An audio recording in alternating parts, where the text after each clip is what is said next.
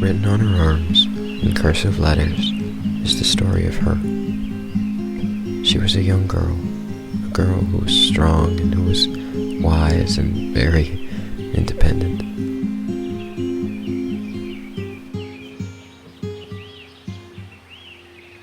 She lived her life, day by day, questioning everything.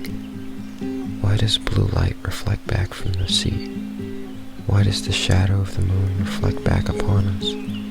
Her thoughts rambled on and on, as if to fill the empty void of space. She was a girl of natural elegance and grace.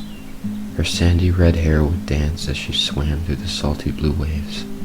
Her face would crinkle like a bag of chips as she smiled.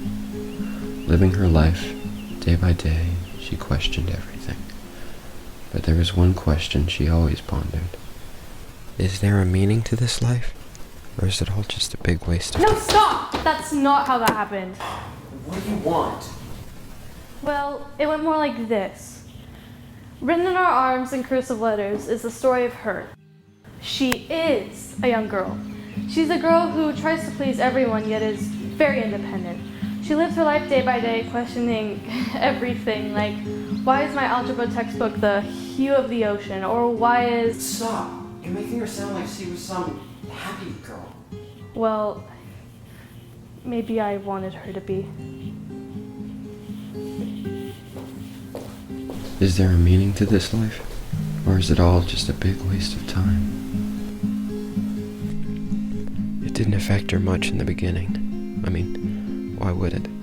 So what if it took her 30 minutes to fall asleep instead of 10? So what if it was just a little more difficult for her morning bird self to wake up? But with a name like hers, she brushed it off, convinced that she was strong, and this sad presence wouldn't bother her.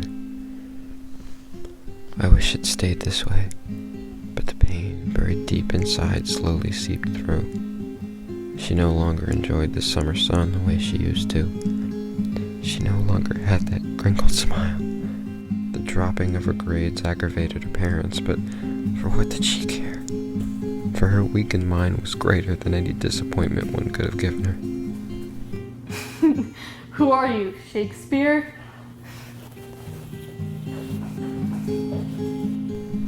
The young girl was loved, although sadness blocked out much of the affection. As the days went by, her mind overflowed with self-provoking thoughts. The young girl's mind was constantly reminded how she would never be good enough, how she would never be loved. Was there a point in trying anymore? Her mind questioned as she brushed the knots out of her copper hair. Was there? Or was her life truly invalid?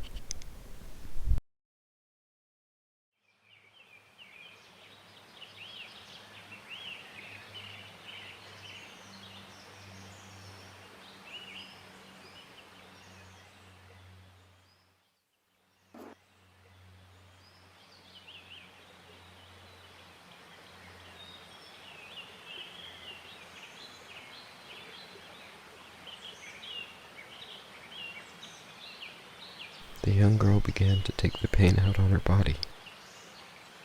God watched her from heaven, just begging her to let the pain onto him. But she never did. She wrote cursive letters onto her skin with tools that are not meant for writing. How did we not notice? How did we not think twice when we all saw her wearing sweatshirts when it was 102? How did we not hear how quiet she was at the end? Why did we not ask if she was okay when we all saw her break down in the middle of lecture? She was so blinded by her sadness. She took the fact that no one asked as proof that no one cared, that she was better off somewhere else.